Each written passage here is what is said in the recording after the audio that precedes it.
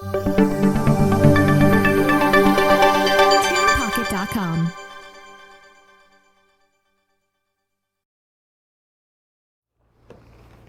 Maganda at maluwalhating araw po sa inyo ngayong Valentine's Day. Happy Valentine! Kalabing-4 po ng buwan ng Pebrero,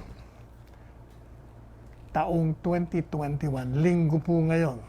So apart from magsisimba tayo, magsasamba tayo, punta tayo sa mosque. Araw po ng mga puso. Pero bago tayo pumunta ron, paalala lang po sa ating lahat, huwag po tayo makakalimot na magsuot po ng ating face mask. At syempre, yung ating face shield, huwag niyong kakalimutan. Kung mamili kayo ay isang clear, meron pa tayong maganda, binadala ni Alan sa atin. Alan, salamat. Pag mainit itong sinusuot natin, para hindi nakakasilaw. Tsaka pag kayo nasa labas na for your non-essentials, kailangan. Lalayo kayo sa mga nasasalubong nyo at nakakatabi. Kahit 2 metro, okay na. Yung sa metro, pwede na rin, pero mas gusto ko 2 metro. Tsaka palagi kayo maghuhugas ng inyong mga kamay. 20 seconds lang naman, pero thorough, ha. Pati yung mga gilid ng mga fingers nyo. 20 seconds, bumilang kayo. Para kung ano mang kumapit na virus na tanggal agad. And syempre, tayo po ay magpalakas. Kailangan talaga malusog na katawan. Walang ibang makakahadlang sa anumang uri ng pagdapo ng sakit kung hindi isang healthy body. At yan po ay nakukuha sa, syempre, araw-araw kailangan clean living kayo. At yung mga kinakain nyo, hindi yung pang alta presyon, pang diabetes, pang sakit sa puso, pang gout, pang rayuma, wag mo yun. Kumain kayo ng mga masustansyang pagkain. Yung prutas, alam nyo, na-discover ko, yung pong papaya, nandun lahat ng vitamina doon. Kumain kayo ng papaya. Yung gulay naman, lahat ng leafy vegetables. Pero yung mga sinasabi nila, yung mga beans, nako, gout. Kaya, konting gout. At kayo po ay mag-exercise regularly, kahit na walking. Ako, may walk na, meron pang sit-ups, may push-ups na, meron pa tayong weights, kompleto. Meron pa tayong biking, di ba? At saka, maaga ho tayo natutulog, 7:30, tulog na tayo eh. And then, when we wake up in the morning, di siyempre tayo papainit ng araw kung merong mainit. So, yan ang gawin natin. Balikan na natin. Tayo ho ay mga araw ng mga puso. So, ito ang araw na kailangan ipaalam natin, iparamdam natin sa ating mga, kung kayo may asawa, yung mga kabiyak ninyo. Kung kayo naman ay may mga kasintahan, yung mga kasintahan nyo. Kung kayo may mga anak, yung mga anak nyo. Kung buhay pa mga magulang nyo, mga magulang nyo. Kung buhay pa mga kapatid nyo, mga kapatid nyo. At kahit na hindi, kailangan spend a little moment or do a little something to show your affection, your love for this day. Because this is the day of hearts. At sigurado, ma-appreciate kayo. Ang problema lang natin ngayon, dahil pandemic, dati-dati puno ang mga restaurants, mga hotels, merong mga dates. 2 klase pa nga, yun daw mga may asawa, ginagawa nila. Ngayon, ang araw ng mga puso, yung dinner. Pero pag may mga girlfriend daw, ginagawa before, yung kahapon siguro, ginawa na ng mga iba. Kayo talaga, dapat stick kayo. Stick to one. Sa isip nyo na lang gawin yun. O kahit pero sa mga bawal pati sa isip, di po pwede yun. So anyway, pasalamat po tayo sa dakilang lumikha na karoon tayo ng mga partners in lives, mga loved ones na nagbibigay sa atin ng inspirasyon sa ating kanya-kanyang pagtahak sa landas ng buhay. Pasalamatan natin ang dakilang lumikha at yung ating mga minamahal sa buhay dahil sila ang gumagabay din sa atin, inspirasyon. Sila kahit na kadalasan nangungulit sila, puro lang naman sa kapakanan natin yon at kaligtasan. Ganon din tayo. Pag tayo nangungulit din sa ating mga anak, ating mga kabiyak, ating mga sinasakupan, ating mga empleyado, ang palaging batayan po nun ay pag-ibig.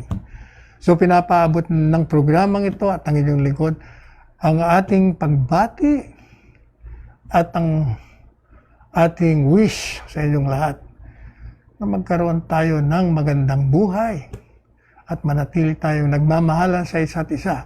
Ganon din po ang pinapahatid sa inyo ng Presidente Rodrigo Roa Duterte at ng First Lady Hanelet Avancenia, na sana ay mapanatili natin ang pag-iibigan sa isa't isa.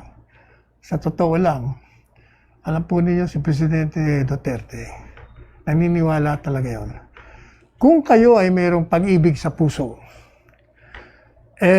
mananaligtay sa inyong mga ugat sa bawat gawain po ninyo na yung gagawin nyo ay makakabuti sa inyong kapwa. Kasi nga, mahal nyo, pag-ibig Hindi po ba ang Diyos, sabi nila, ay pag-ibig. God is love daw and love is God. So, since tayo ay were created in the image of God, which is or who is love, edi dapat pag-ibig din tayo, hindi po ba? At lahat ng mga katangian ng pag-ibig, kailangan dumadaloy din sa atin. Hindi po ba? Nasabi dyan sa banal na aklat, love daw is patient, love is kind, love is marami. Love is humility also. Love is selfless. Madalit sabi, lahat ng mabubuting ugali at katangian, nanggagaling po doon sa pag-ibig. So, magmahalan po tayo. Happy Valentine's Day. Masayang pagdiriwang sa ating lahat ngayong araw ng mga puso. At ngayon pong pandemya, ang DOH naman bilang pag-ibig sa ating lahat, sinasabi nila na kailangan po ay tayo ay sumunod sa tinatakda ng siyensya upang yung pong pagtugon natin sa pandemya at pag-iwas natin sa pagkalat nito ay mapanatili natin at mabigyan pa natin ng pagbabago, pagpapalakas, pag-uunlad ng ating sistemang pangkalusugan. We have to improve our health system. That's the only way. Para yung kung sino man ang mahawaan, magkasakit, ma-absorb ng sistema natin at mapagaling kagad natin. And ang kagalingan naman, kung titingnan nyo naman yung record, hindi tayo nagkakamali, 98.9% ng ating recoveries. So, madalit sabi, kahit na may nagkakasakit, gumagaling naman. Ang sabi po ng DOH, yun daw pong findings ng State of Southeast Asia 2020-21 survey na nagsasabi raw na 6.0% ng respondents sa Pilipinas ang na pumapayag o nag-a-approve ng pagtugon ng gobyerno sa pandemya at 19% naman daw po nag-a-approve, kaya lang yung 20.9% neutral at malaking bahagi daw ay 35.8% disapprove at 70.9% strongly disapprove. Parang hindi naman yata ako sampalataya rito sa State of Southeast Asia 2021 survey kasi parang ito'y taliwas doon sa mga nauna nating nabasa napahayag naman ng Pulse Survey, pati nga SWS, na nagsasabi na yung response ng gobyerno insofar as the population is concerned, dahil sila naman nakakaalam itong state of Southeast Asia, hindi natin mga dayuhan siguro ito. Parang hindi yata kapanipaniwala na yung disapprove is 35.8%. Dun sa local na survey natin, sinasabing malaking porsyento ang approval rating ng pamahalaan. Tandaan ninyo, wala tayong nakitang patakaran, guidelines sa mga paggalaw nito, pagkilos ng DOH, na hindi sinusunod yung takda o dikta o pahayag ng World Health Organization, pati ng mga scientists natin dito at ng mga technical advisory group natin, dyan sa National Immunization Technical Advisory Group, yung Health Technology Assessment Council, at marami pang grupo na binubuo ng mga eksperto sa iba't ibang linya ng pag-aaral na precisely kaya ito inorganisa para tayo ay mabigyan ng tamang giya kung anong dapat gawin natin para sa ikabubuti ng kalusugan ng ating mga kababayan at kapakanan ng buong bansa. At sabi ho ng DOH, kami patuloy na mag-i-improve sa aming mga trabaho para yung aming mandato na bigyan ng proteksyon at i-uphold yung public health sa pinakamataas na standard ay magawa namin. Sa totoo lang, sabi ng DOH, yung pagtugon sa isang suliraning kagaya ng pandemya, ng isang pamahalaan, kasing husay lamang yan o kasing ganda ng pagpapatupad ng mga institusyon na nasa ilalim ng pamahalaan. At yung mga tao na sumusunod sa mga patakaran, bawat Pilipino, bawat pamilya, bawat komunidad, meron ding kakayahan at meron ding mga tungkulin na sila din ay magbigay ng kanilang bahagi upang magkaroon tayo ng pambansang paggamot sa ating mga sarili. At kung papakinggan mo ang SWS survey, sabi po ng maraming Pilipino, the worst is over as regards the coronavirus disease. O yun ang sinasabi ng SWS, hindi ko tayo nagsasabi niya. 69% of adult Filipinos answered that the worst was behind us. Nasa likod na natin yung pinakamatindi na dilubyo ng pandemyang ito. At ito'y tumaso dun sa mga naniniwala by 47% nung September. Kung baga nung September, 69 minus 47 mo yan. O di 2 o di 22% lang ang naniniwala noon. Kasi nga, nasa kasagsagan tayo. No? Pero ngayon, okay na. At yung pong survey, sinagawa nila nung pagitan ng November 21 and 25. Nung nakaraang taon lang. At ginawa po rin nila ito, face-to-face interview ito. Harap-harapang interview ito. At 1,500 adults sa buong bansa ang kanilang pinagtanungan. At yung pong karamihan doon, yung 78% ng 1,500 nandito sa Metro Manila. Samantalang yung 69% sa Visayas naman, 67%, Mindanao, 65%. Yun. So, okay pa rin tayo. Siyempre, sino ba nakakaalam? Kung hindi tayo rin, kasi tayo nga ang apektado. So, we will know whether the response of the government so far as they concern us is correct or not. Di ba ba? Kaya, pag tayong tinanong, alam natin. Anyway, puntahan natin naman itong Sabais City, Negros Oriental. Merong natutuwa doon. Sinasabi nga sa isang artikulong nabasa natin, ay yung isang beneficiary. Kumbaga yung tumanggap ng benepisyo dyan sa Agrarian Reform Program. Smiling daw from ear to ear. Kasi nagpunta po siya sa 888 Citizens Complaint Hotline. Di ba may programa tayong 888 Tigong Hotline? Kasama na itong 888 Citizens Complaint. Meron po siyang wish. Anong sabi niya?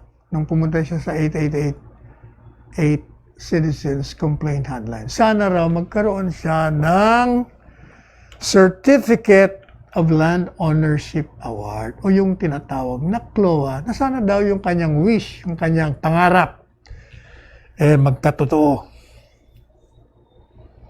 At sabi po nung Agrarian Reform Program dyan sa Bay City na opisyal, si Lailani Dipaling, binigay na dito doon sa nangangarap na yan na si Arturo Serraren Magalso, yung kanyang minimithing Certificate of Land Ownership noong unang araw ng Pebrero.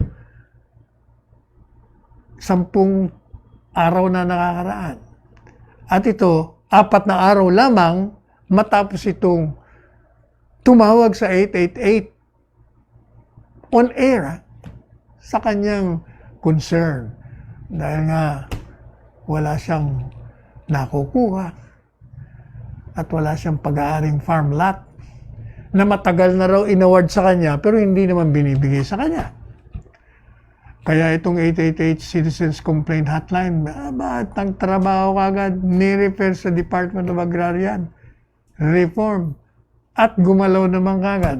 So, matapos itong matanggap ng DAR noong January 28, isang araw lamang, nandyan na kagad yung pag-resolve ng kanyang inireklamo.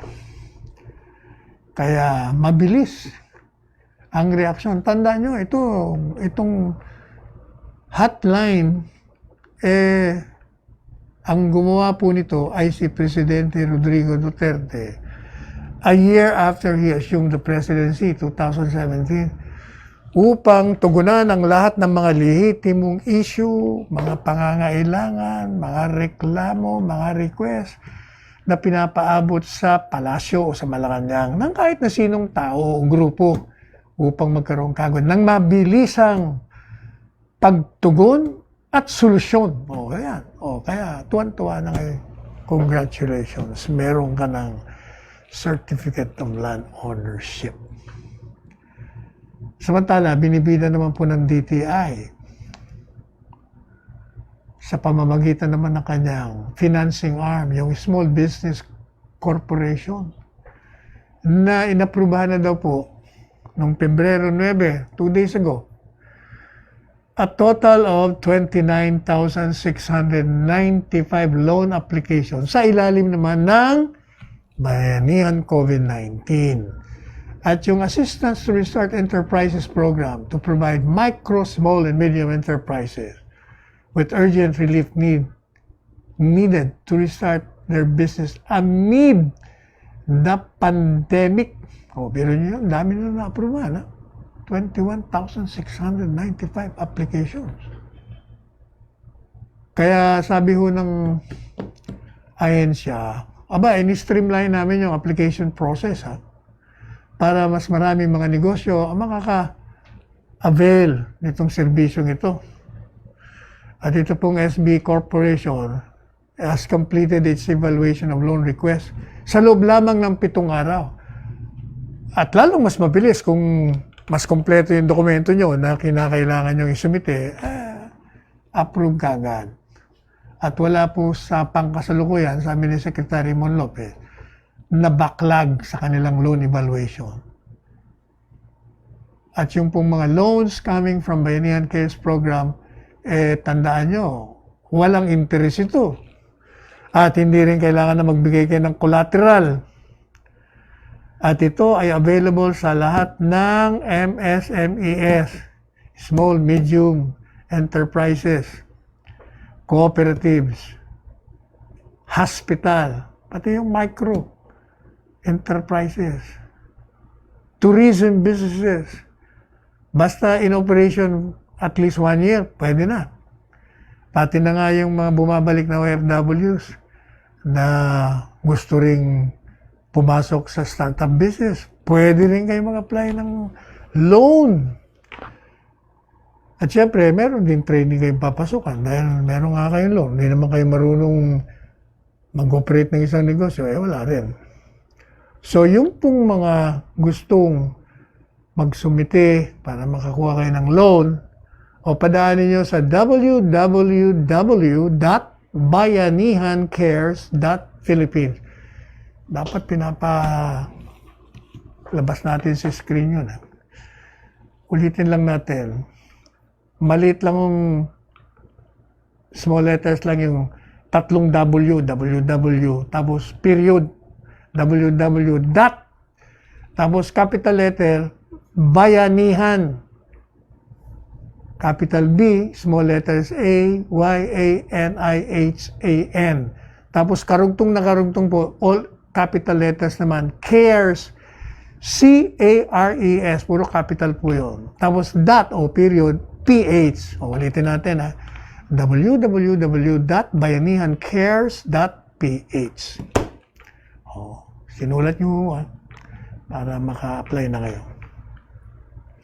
Samantala, libo-libo daw po ang nag-a-apply dito sa isang programa ng Department of Agriculture. Ano ito? Ito po yung Mentoring and Attracting Youth in Agribusiness or MAYA. At ito, yung libo-libong yan, nag-respond just a few hours after ito inanunsyo dun sa kanilang social media. At yung online system nila, nakot, tinambakan, deluge dun sa mga interesadong mamamayan. And exceedingly by fourfold the required number of interns. Sumobra pa ng 4 na beses doon sa kailangan lang na bilang eh. Ito pong MAYA, programa ng Department of Agriculture. Ito po ay 24-week internship na programa na ang layunin nito, i-develop yung mga batang Pilipino natin para pumasok sa agri-fishery business. So sila ay magiging entrepreneurs. O kaya naman magiging technocrat sila. At sila magiging mga future leaders of the Department of Agriculture. O kaya naman yung kanilang mga komunidad at mga LGU. At bukas po itong MAYA, itong programang ito, sa lahat ng Pilipino, at ang edad niyo 20 o kaya 30 years old. At kailangan graduado kayo ng kahit na anong 4 or 6-year degree course. Preferably, doon po sa agrikultura, sa pangingisda o fisheries, agribusiness, o kaya naman kahit na anong related academic disciplines. And so far, mga 800 interns na ho ang natanggap dito sa mga interesadong aplikante.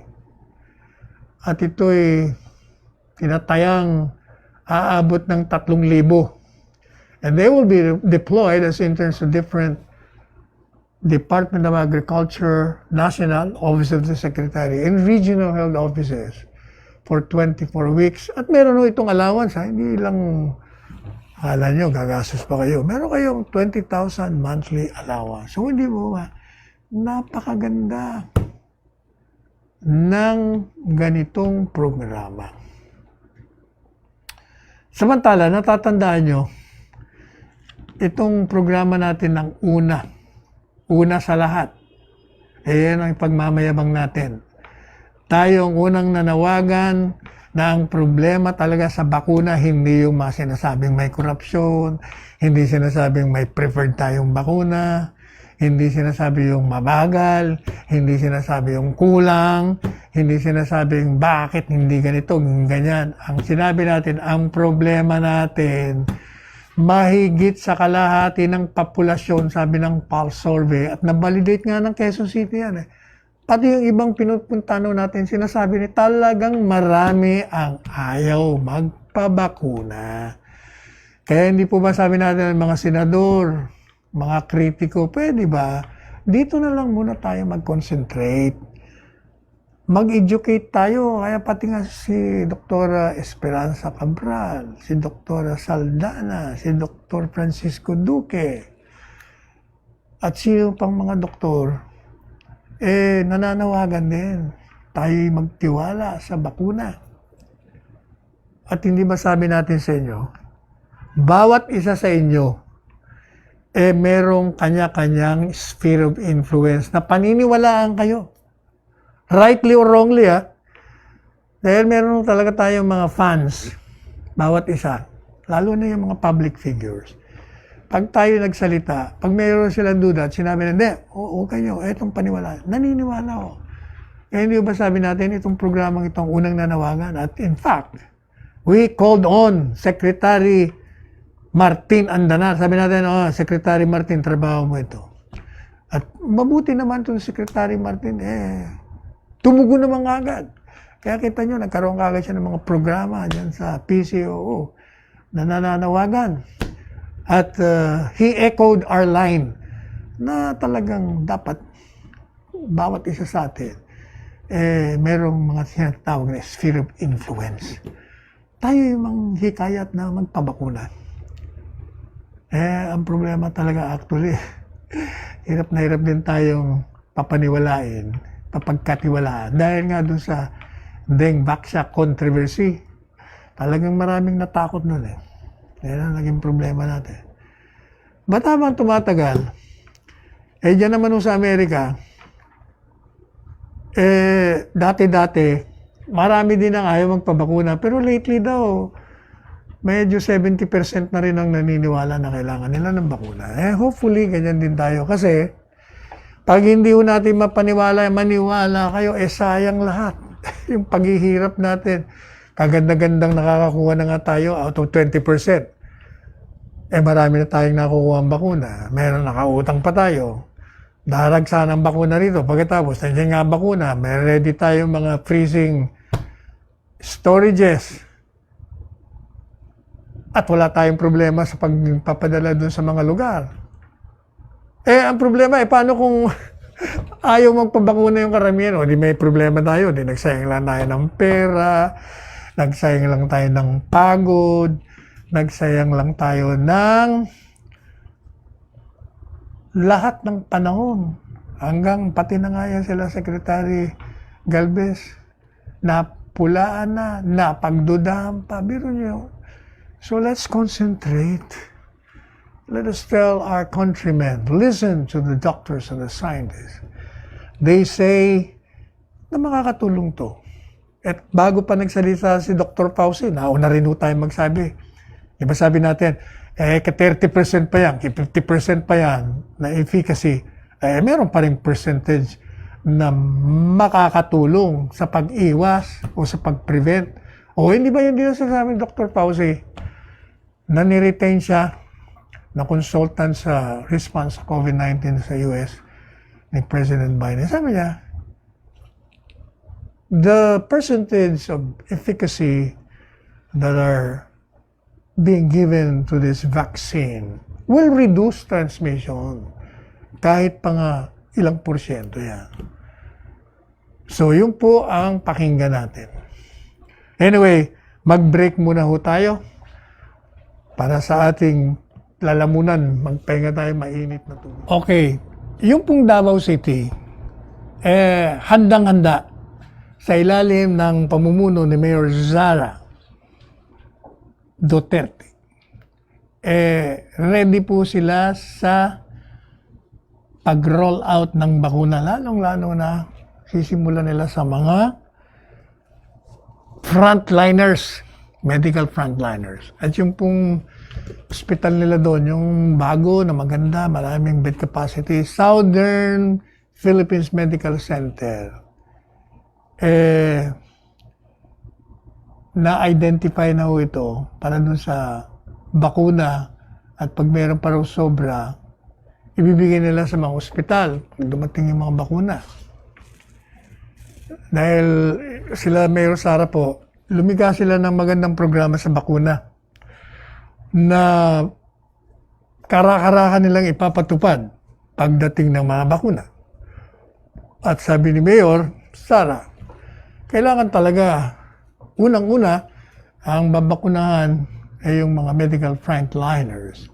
Dahil naman talagang sila ang naharap sa panganib. Sila ang humaharap doon sa mga may sakit. Yung mga pumupunta sa kanila. Yung mga nagpapaswab. Yung meron ng sakit. May feeling ng meron silang mga sintomas ng COVID. At yung iba naman na wala. Nagpapatingin. O, di ba? Yung pala meron.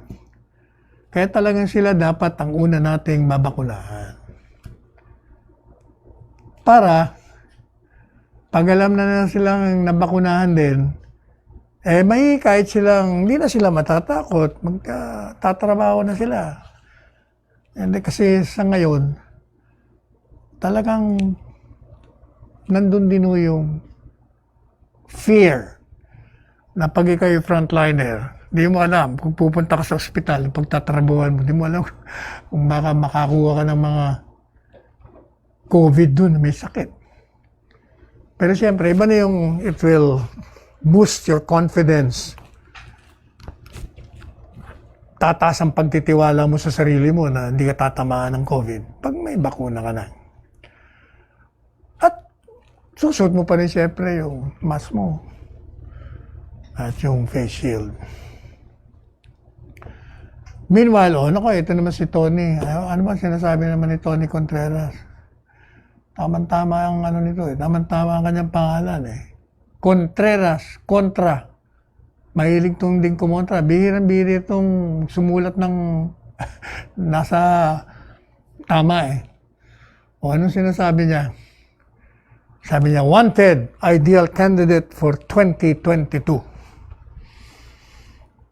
For that matter, you need an ideal candidate for any kind of election, hindi lang 2022.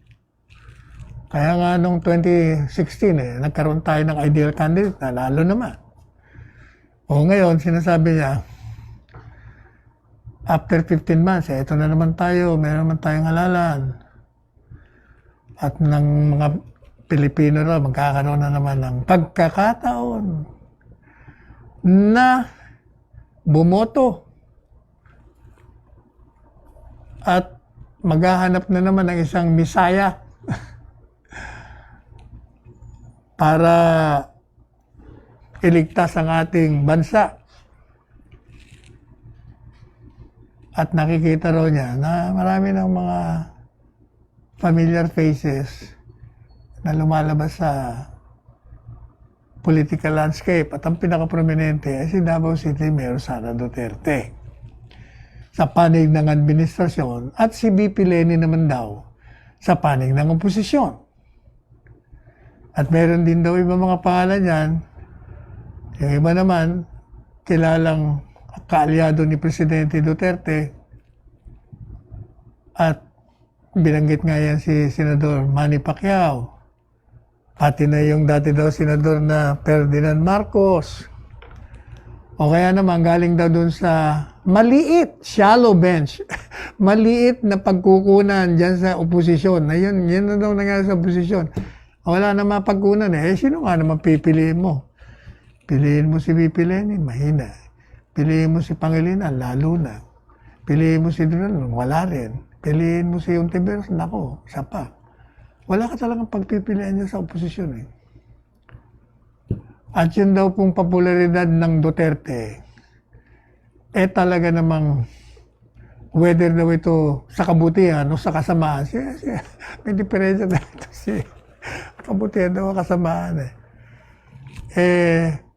napatunayan na daw paulit-ulit at yun tinutukoy niya yung survey talaga daw nangunguna kahit na raw itong masama rito kahit na daw despite ineptitude and allegations of corruption and human rights abuse. Kita mo itong mga banat nito kahit na raw ito raw si Presidente Duterte popular na popular pa rin.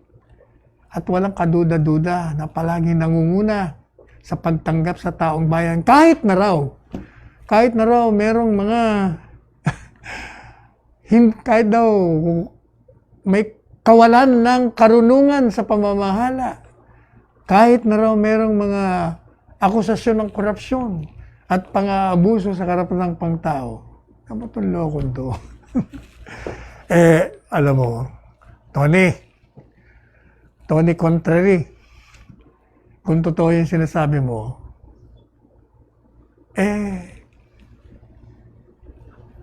hindi yan tatanggap ng 91% trust and approval rating. Kung naniniwala sa inyo, sa'yo, ikaw, kasama ka dun eh. Sinasabi mong inept, sinasabi mong corrupt, sinasabi mong maraming pang-aabuso ang administrasyon. You're part of them. You're one of them who have been dishing that kind of not only baseless but outright lies. Hindi nyo matanggap eh. Hindi nyo matanggap na isang simpleng taong Rodrigo Roa Duterte pumailan lang sa galaksiya ng mga bituin at tinanggap ng tao ng maluwalhati. At nakita niya naman, yung mga achievements niya, hirap na hirap tayo. Pag binabahagi natin, kulang ang ilang programa para lang tapusin mo. Kulang ang ilang artikulo para masabi mo lahat ng mga ginawa ng administrasyong ito ni Presidente Duterte.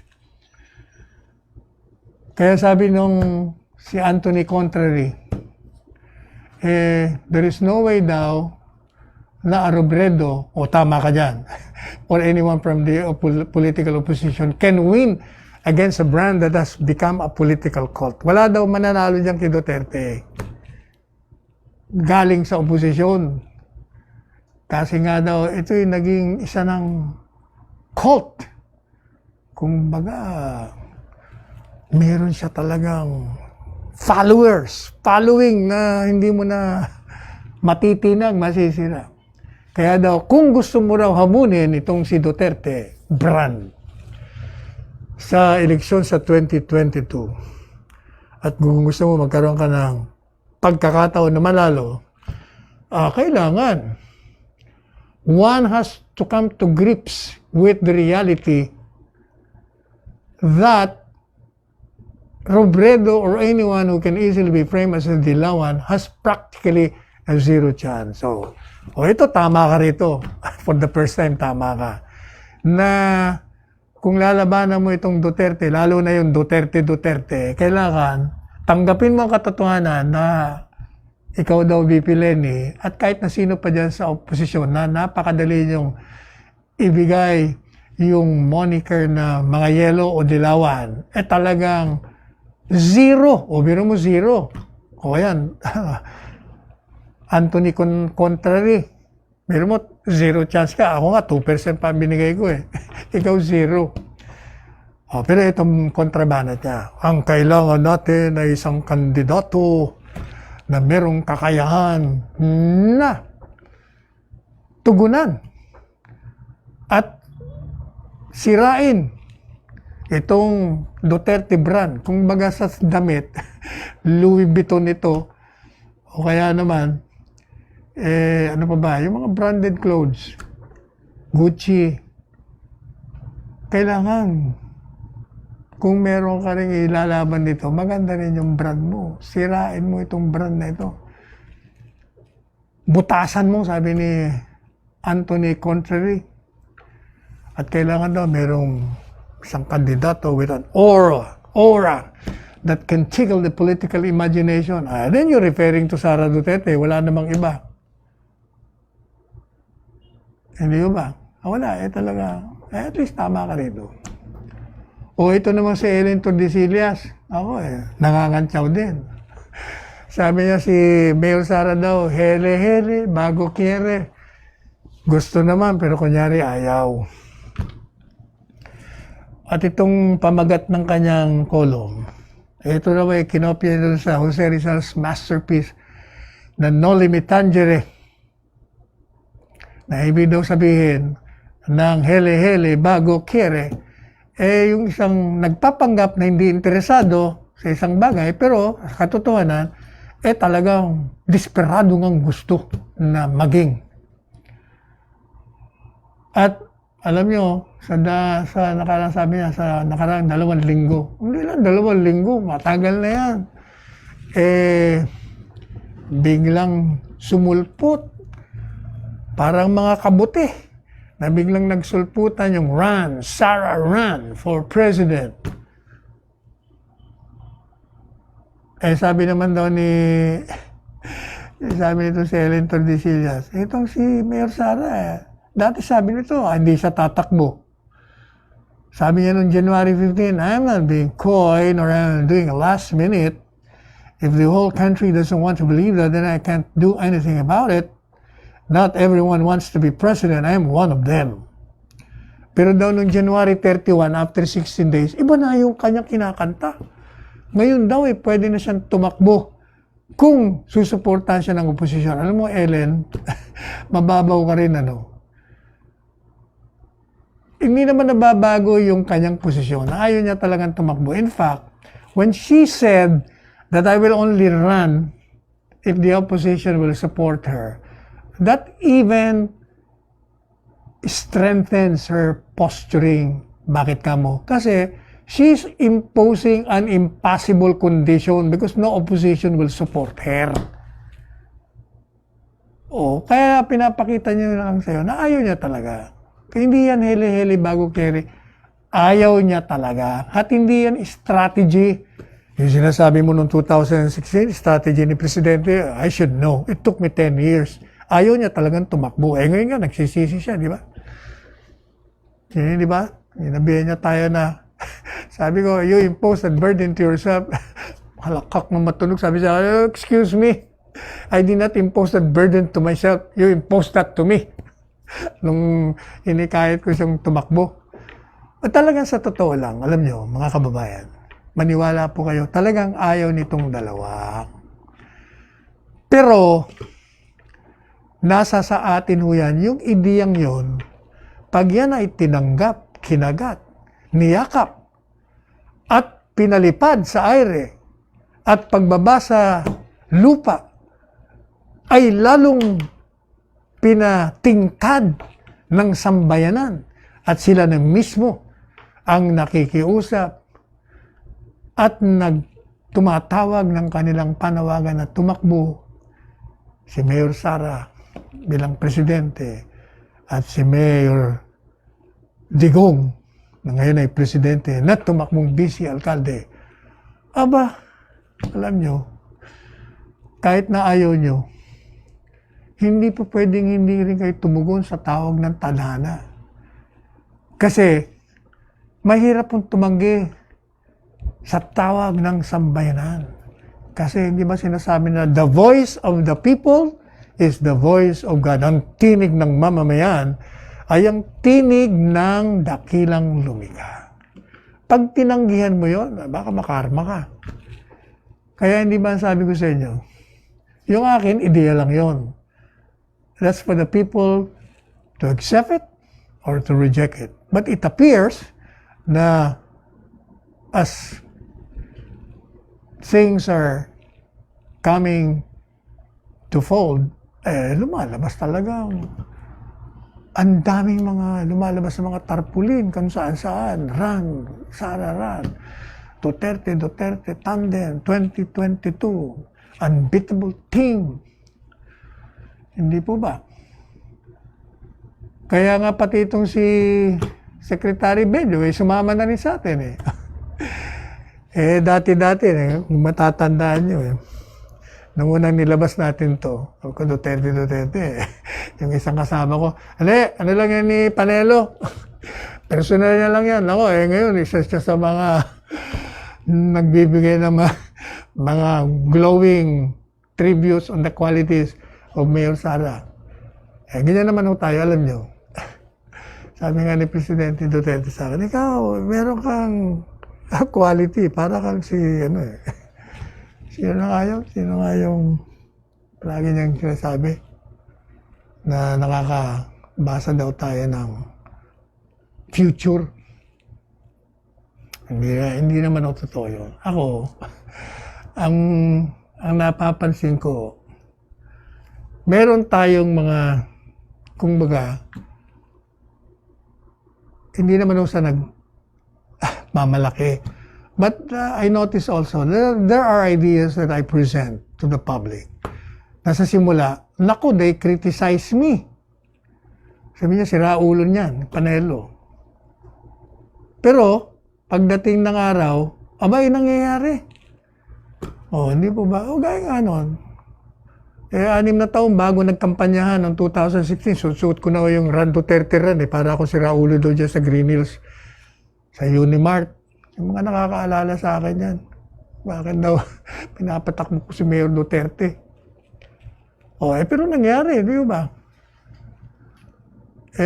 Dinocument ko pa ho ito because I wrote articles about it.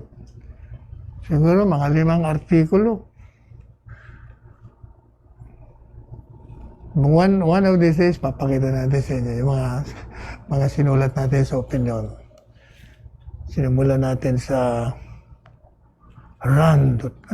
yung no is yes. Tapos, Duterte run. Tapos sabi natin, Duterte legacy continues. Pagkatapos, don't F-U-C-K the Constitution. And then, Duterte presidency looms. Di ba? Sabi nga ni Presidente, marami nagkiklaim na pinatakbo nila ako. Pero si Sal lamang ang nag-document ng kanyang ginawa. So, madalit sabi, alam nyo, ang ideya will be tested pagdating ng panahon. Maybe nung nilunsad mo yan, hindi pa napapanahon. Pero, ganyan talaga Parang panganganak ho yan. Ang panganganak, di ba? It takes 9 months bago lumabas ang baby. Ang ganun din yan. Pag may ideya dyan, lumalaki yan, nabubuo. Hanggang it bears fruition, nabubuhay. Yan. Kaya dyan sa Davao, naku, ang dami yung mga nagpalabas ng mga run, Sarah run. Gagawa nga tayo ng kanta ng run, Sarah run. Kahit sa kayo punta kayo Pangasinan, di ba? Officially, endorse na ng mga LGU mayors doon. Pumunta kayo sa Laguna, ganun din ang sinasabi. Punta kayo ng Cavite, ganun din. Punta kayo ng Zambales, ganun din. Punta kayo ng Cebu, wala pa ako nakausap. Doon lang sa Ilocos, nung sinabi kong Duterte, sabi ni Mayor Kiyon sa akin, ganun? Ako, talagang powerful team yan. Shut out ang oposisyon niya. Talagang ganun nga ho mangyayari. Sabi nga ni Antonio Contrari, wala. Zero chance pag yan ang tumakbo. Kasi yung branding niya masyadong katanggap-tanggap sa tao. Marami, tingnan niyo yung mga ibang mga kotse. Huwag kayo magtataka. Marami kayong makikita dyan ng mga sticker para puro run, Sara run. O kaya Duterte 2022. At yun makikita nyo. Maglalabasan niya, para mga kabuti nga yan, maglalabasan niya sa mga highway, mga kalsada, mga kotse, mga bus, pati sa mga billboard, maniwala kayo. Pati na nga itong itong kaibigan pala natin, hindi ko nga alam to. Sabi po ni Governor Victor Yu, ang kabiyak po nito kaibigan din natin, si Kongresista Divina Grace Yu.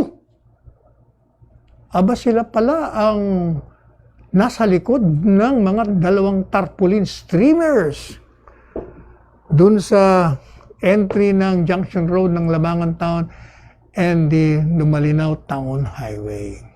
Tanungin niyo yung mag-asawa yan. When I was there more than a year ago, nung ako'y bisita nila at ako'y nagtalumpati ron, sinasabihan ko na sila na yung Duterte, talagang yan ang lalabas. O yan. Ayan na. Naglalabasan na. Kaya, the die is cast. The gods of destiny have placed these two in the pedestal of political acceptance.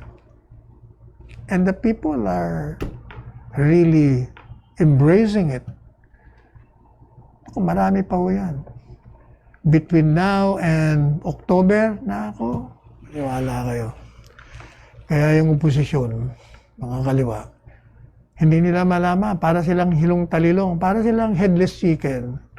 Hindi nila malaman kung anong gagawin nila. Kaya sabi ni John Ledesma, ito kaibigan din natin itong kahit ng Davao. Sabi niya, bakit nyo ba sinisisi si Inday Sara? Kung ito man, nangunguna sa survey at ang gusto ng tao ay siya. I remember, itong si John Ledesma, siya rin nung nagsasabi, alam mo, Sal, nung pumunta ka sa Davao noon, siguro mga 4 years before the election, noong 2016, sa totoo lang, tingin namin sa'yo, sira ulo mo, pinapatak mo si Presidente Duterte. Kasi nga, mayor na nga lang naman hindi ba ang history natin, mga senador, mga malalaking pangalan, tapos eto ka, sinasabi mo, Duterte. Pero, talagang nangyari. Kaya si John Ledesma ang saksing buhay kung paano tayo nagpasimula dyan. Ilang beses tayong punta sa Davao, nagsalita sa Rotary, kung saan-saan. Talagang pinalipad natin yung ideyang yun. Okay, sinasabi niya ngayon, dyan sa Davao, ipinakita nitong amang ito kung paano mamahala sa isang syudad. Ayun lang yung meron siyang binabanggit. Yung mga kable, ito rin ang matagal ko nang sinasabi kung bakit ba yung mga electrical post natin, hindi nila mailagay yung mga kable sa ilalim ng lupa. Kaya ang pangit-pangit, ang ganda-ganda na landscape, tapos nandun yung mga poste, may mga wires doon, electrical wires. O sa Davao, sabi ni Mayor Sara, ni Presidente, yung mga telecom firms, yung mga kable nyo, ilagay nyo sa ilalim ng lupa. Ay, kailangan yung mga pangit na mga kabling, cobwebs na yan, mawala sa major city thoroughfares, pati yung water district dyan.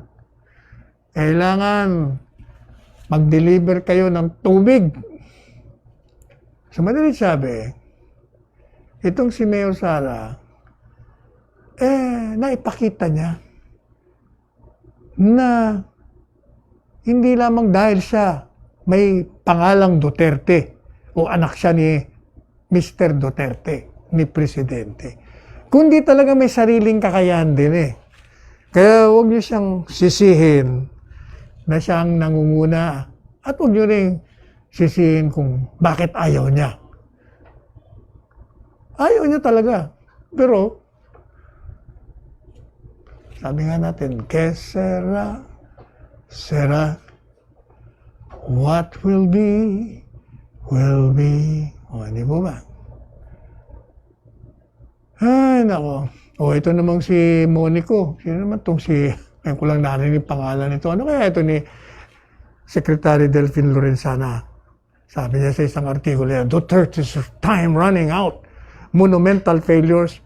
Ang may monumental failure, ikaw, Lito. Alam mo kung bakit? Kasi hindi mo nakikita yung monumental achievements ng Presidente Duterte. Sabihin mo lame duck. He can never be lame duck. A president who has a rating of 91, trust and approval rating, can never be a lame duck. Tandaan mo yan. At kahit na hindi tumakbo yan si Presidente, o kahit na hindi tumakbo si Sara Duterte, maniwala kayo, kung sino ang tutulungan ni Presidente Duterte ang kandidato sa Panguluhan at sa pangalawang Panguluhan, mananalo. O yan, sasabihin naman ni Presidente Duterte, Sal, ikaw, nag-Nostradamus ka na naman. Hindi nga. Siyempre, papakinggan ng tao si Presidente Duterte. On the impossible probability, o biro yan, na hindi tatakbo silang dalawa. Kung sino ho ang suportahan ni Presidente Duterte, maniwala kayo, siyang mananalo. Bakit? Kasi nga katanggap-tanggap yung kanyang pamumuno Katanggap-tanggap yung kanyang pinakitang kagila-gilalas na pamamahala na walang sinisino Wala siyang pakialam. Kahit siraan mo siya. Kahit na patayin mo siya. Wala. Basta, eto lang ang gagawin ko. O ito naman si Trillanes. Hoy, Antonio, talagang ikaw, sayang lang yung binayad sa'yo ng gobyerno, ng libre. Biro mo sabi niya, matinding katangahan daw kung ngayon maka Duterte pa tayo.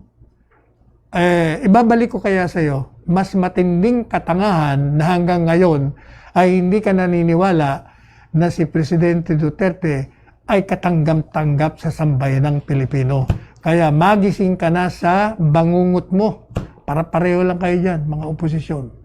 Accept the reality na nakakuha tayo ng isang presidente na pinagpala ng dakilang lumika at tinanggap ng sambayan ng Pilipino. Inabot na naman po tayo ng oras. So we will again remind you to please wear your face mask and wear your face shield. At yung pong mga magsisimba mamaya, yung mga nauna, okay na yun. Pero mamaya, since it's Sunday, meron ng mga protocols, sundin po natin yun. Wear your face mask, your face shield, and be sure, observe the safe distancing, whether you're in the mosque, in churches, or any place of worship, or outside of those places. Para safe tayong lahat, and keep on washing your hands frequently. And siyempre, keep on improving also your immune system. Always have a healthy body by eating only food that will strengthen your body organs, not destroying them. Sleep a lot.